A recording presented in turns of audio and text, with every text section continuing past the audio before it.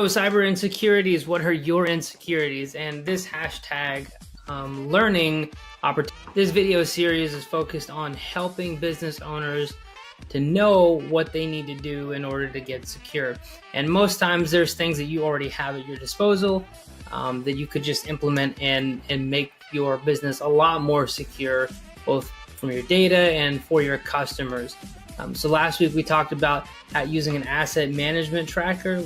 I showed using a Google Sheets in order to do that. So it's not just about tracking your cell phones and your routers and switches and computers.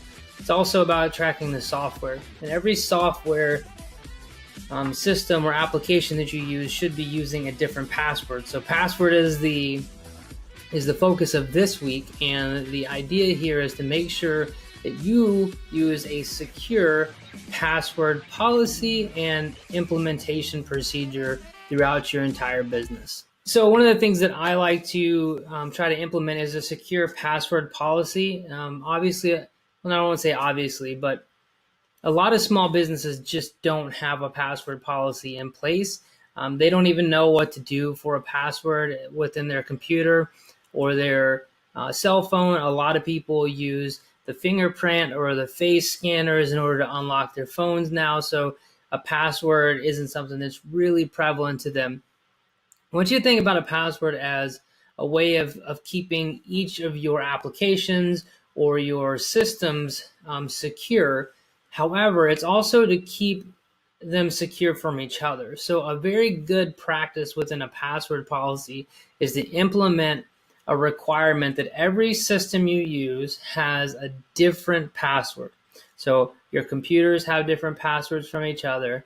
Your applications, so your banks, let's say you have 4 or 5 different banks. And for a small business, it's not uncommon for you to have a different personal bank and a business bank. And then maybe your credit card systems for your banks or for your business are separate from the credit cards that you use for your personal use as well. So for each of those, you really need to implement a practice of having a different password for each of them. So just to think about it, if you were to use the same password for all of your banking, credit card, financial things, if somebody were to compromise just one of those accounts, now they have access to all of your accounts. And that's something that you really don't want. You don't want people to easily gain access to all of your systems just because they got into one. There was a research done, I don't remember when it was, but I believe it was by the University of Virginia Tech a while back that basically showed that if a hacker, even a hacker with minimal experience and abilities, if they were able to get access to one of your accounts, almost always they were able to hack into every account that you had within 10 minutes, because most people use some variation of the same password for all of their accounts. So maybe it's ABC123, and then they have bank, ABC123 credit card, ABC123 cell phone account. So that type of thing is something you really want to try to avoid doing. You need to have a unique password for every account.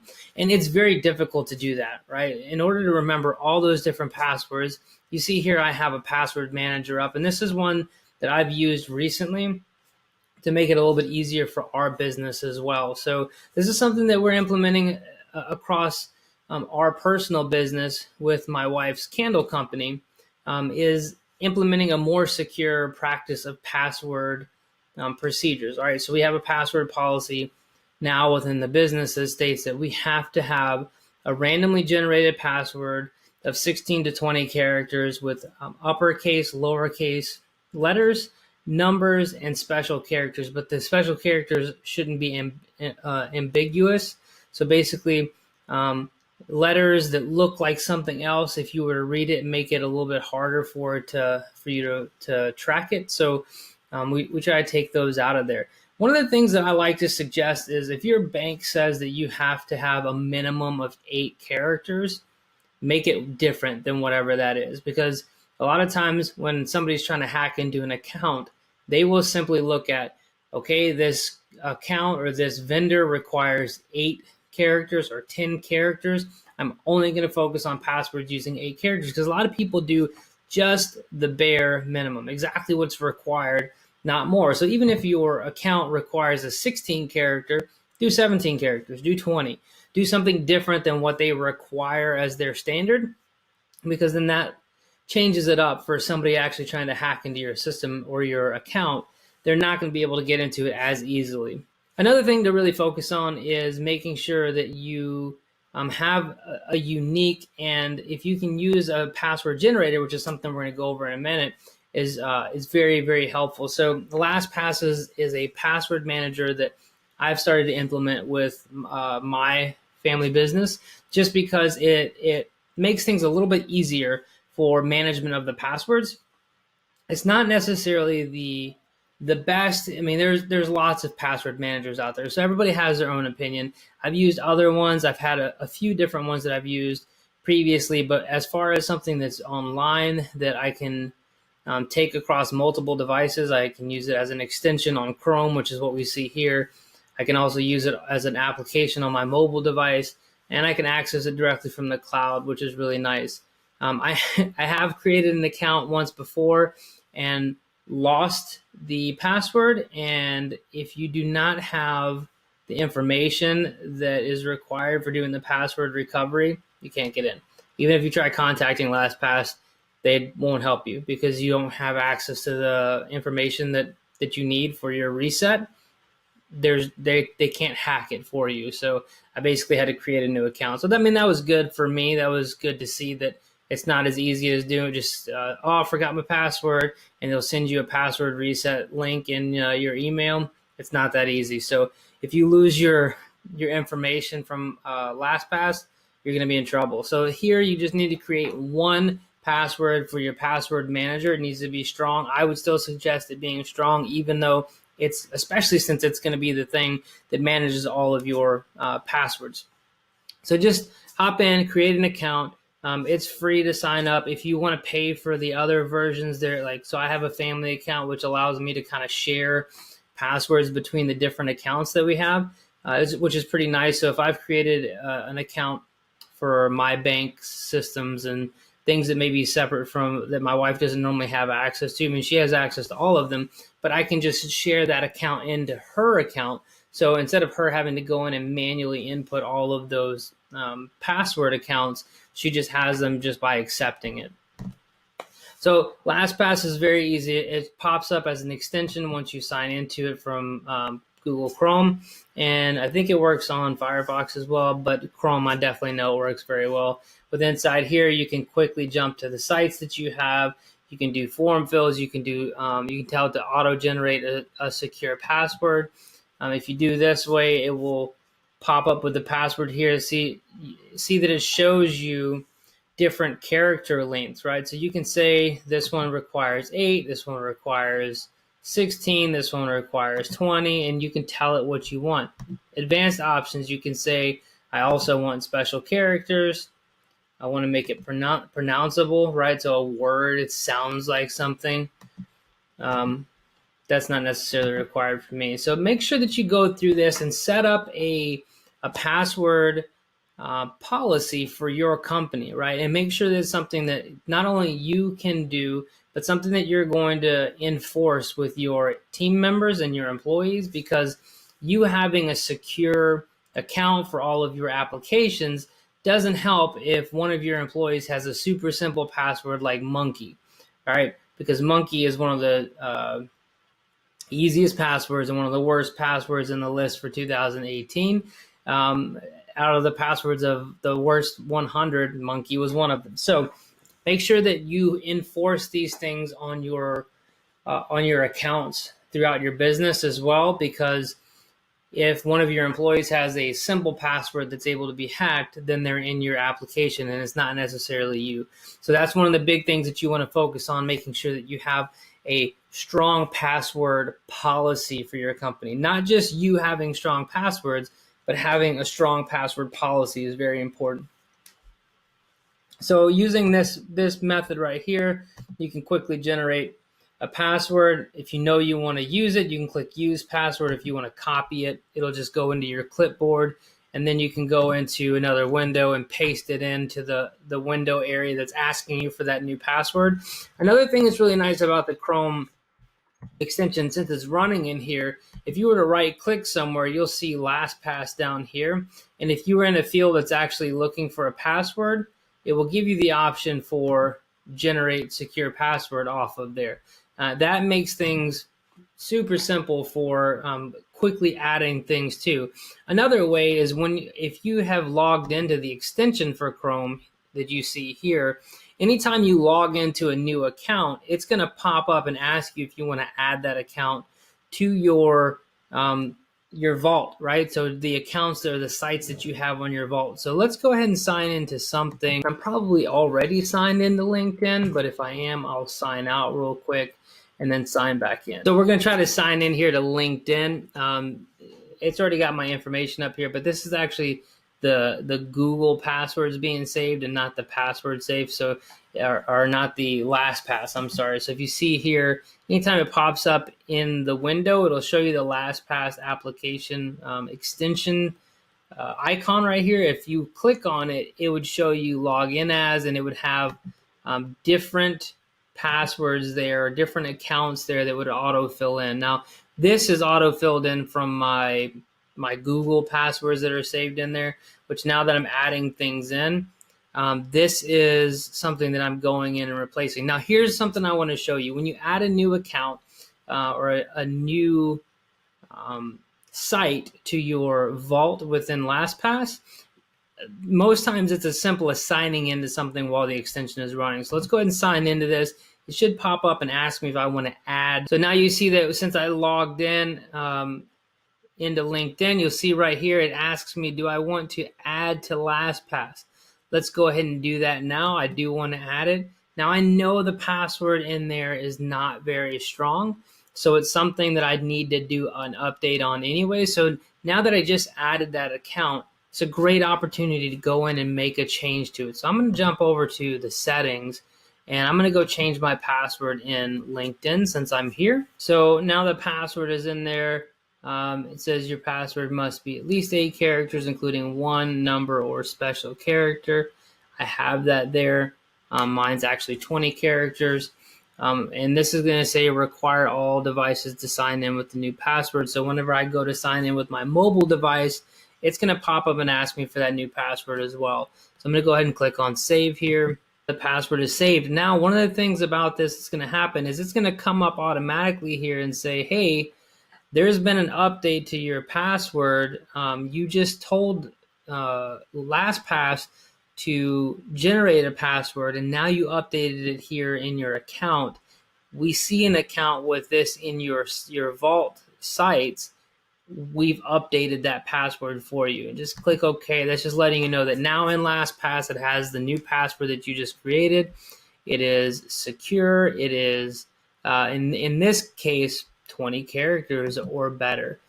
So that's a quick way to set up your password in there. Now, one of the things that I suggest to people, and I don't have it set up on this account, I specifically created this new account in LastPass because I wanted to show you how to do some stuff with it.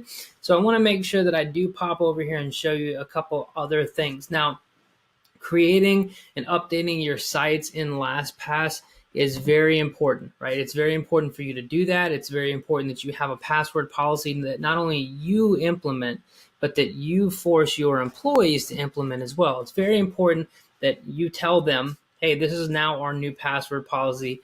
And more than anything else, you need to document that password policy. Just put in writing exactly what the process is, how many characters they need to have for each of their accounts, and make sure that they use a unique password for every single account that they use. But another thing that has really become very popular for people, and I think a lot of it is because it's become easier to use, is multi-factor authentication. You also hear it called a two-factor authentication. So basically, you'll log in with username and password, and then it's going to prompt you for something else.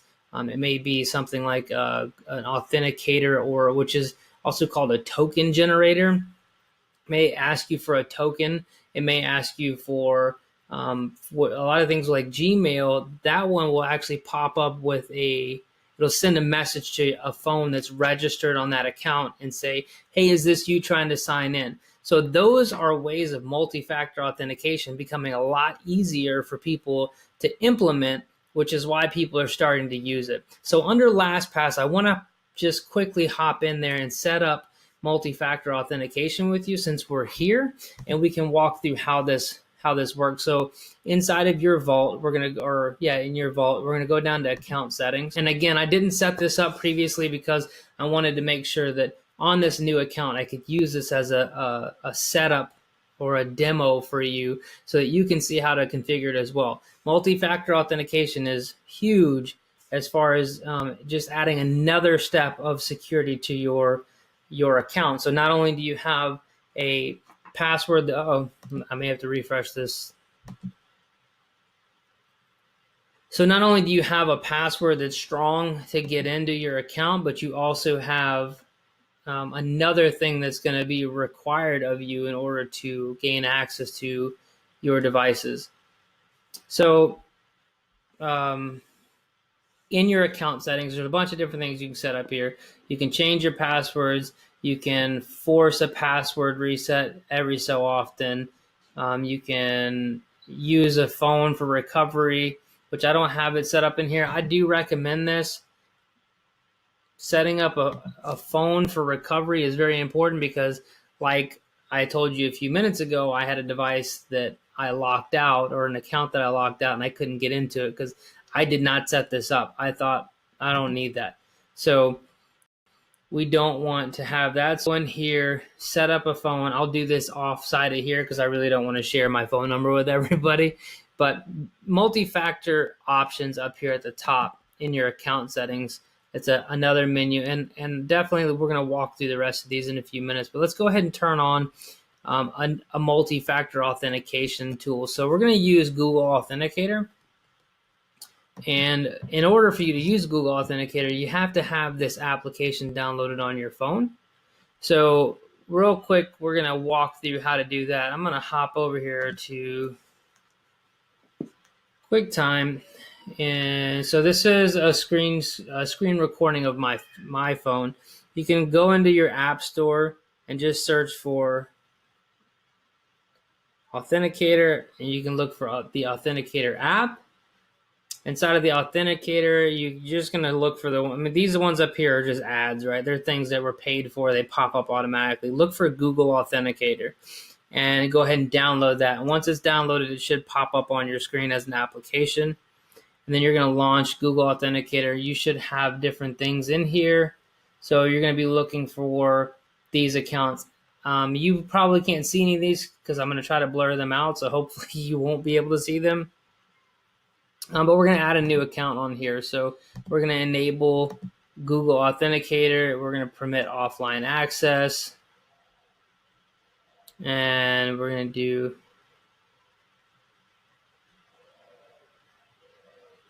and then we're going to click on this view the barcode.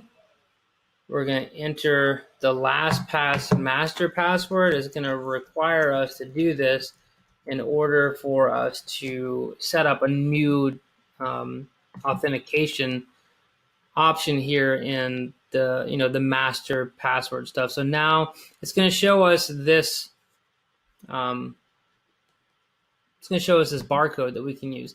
So from inside of the application, we're going to click on this plus symbol up at the top. We want to add a new site, and at the bottom, we're going to click on scan barcode. Now it's going to open up my camera, and we're going to go here, scan this barcode, and you will see down here at the bottom that it adds LastPass for a account on my Google Authenticator. Now the way this works is it creates a new 6-digit character or six-digit PIN every 60 seconds. So after 60 seconds, that goes away, and once that goes away, you cannot change it. So we're updating this once again, so we need to go ahead and type in that master password one more time. Click continue. We're finishing this up. Now it's asking us to run the Google Authenticator on the application. So I'm just going to quickly grab that 6-digit character, 6-digit PIN.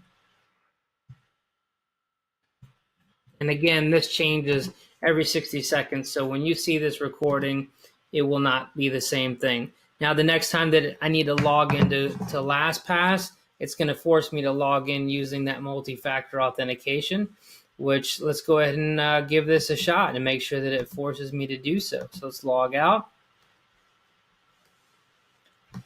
And then we're going to log back in with that same account. Now, see, it's asked me for that authentication again. So now, again, all we're doing is popping over to Google Authenticator, and we're selecting from the code for that. Now, once it turns red, you're running out of time. So at that point, just wait and let it refresh, and then take that code and put it in.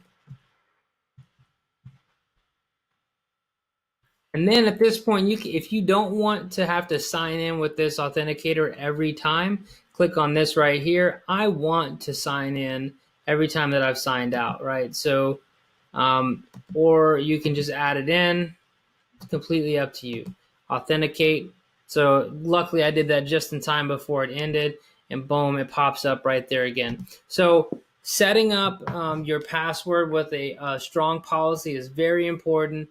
Enabling things like multi-factor authentication on this as well as on your email accounts. So you can do the same thing on your MailChimp, on your most of your web hosts. So if you are using an online web host for your website, you can set up multi-factor authentication with them. You can set up multi-factor authentication with your personal website. So almost every website, if you're using WordPress or anything like that, you can set up multi-factor authentication with that. Your email accounts through Gmail. Gmail is a really easy one because it will actually, you can set it up to just send a message to your phone, and all you have to do is say, yes, that's me trying to log in. And if it's not you, you quickly say no, and it blocks that login from happening. So you can't, so that person, whoever's trying to hack in, cannot get into your device. There are options there for making it a little bit easier by saying, let it go for 30 days without asking me again. That needs to come from your password policy. If you're okay with it trusting your device for 30 days, great. If you're not okay with that and you want it to ask you every single time, that's completely up to you as well. I do want to jump through these last few sections in your account settings because I said that I would a few minutes ago before we finish up hashtag cyber insecurities for week 2. And so we have the multi-factor authentications. Again, we just enabled Google Authenticator. You can use the LastPass Authenticator. You can use all these other different ones depending on what your company requires. Yubico, that's a paid thing, so I'm not going to go over that. But if you want to look into what a YubiKey is, basically it's a USB that you can plug into your device, and it's a password authenticator for you. Trusted device, I didn't tell it to remember that computer for 30 days, so it doesn't pop up here, but if you did, it would show up there. Again, nothing in here, so you have the ability to restrict devices as they come in. And if it's something that's been there, let's say you want to reset all of them, you can come in here and just reset what things that it will link to. Never URLs. Turn off LastPass for specific websites. You don't want LastPass to try to take any action when you visit a specific website. You can add a site in here. So never add this site, never generate a form, never fill forms. So let's say you have a website that you're logging into for a vendor that you work with.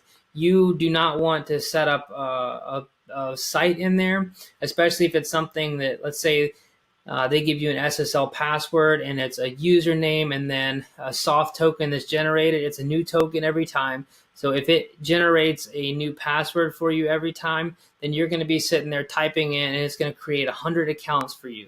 So for that, you would say, add this site. I do not want, whatever website being added into my vaults because it's not something that ever needs to be there.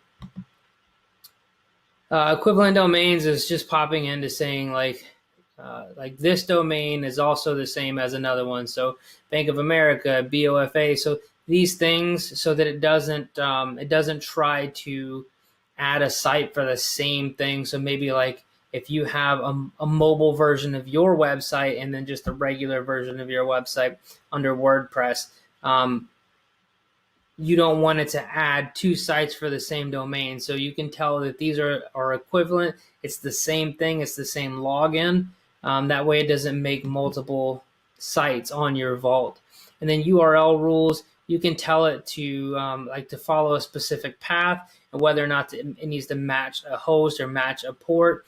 In here, this is a little more in depth, especially when you're logging into a specific like member part or a specific area within a URL. So port, like logging in through a specified port. If you need to go over this, please feel free to reach out to me and I can put something together for this. But most people probably aren't using this a whole lot outside of what's already in here.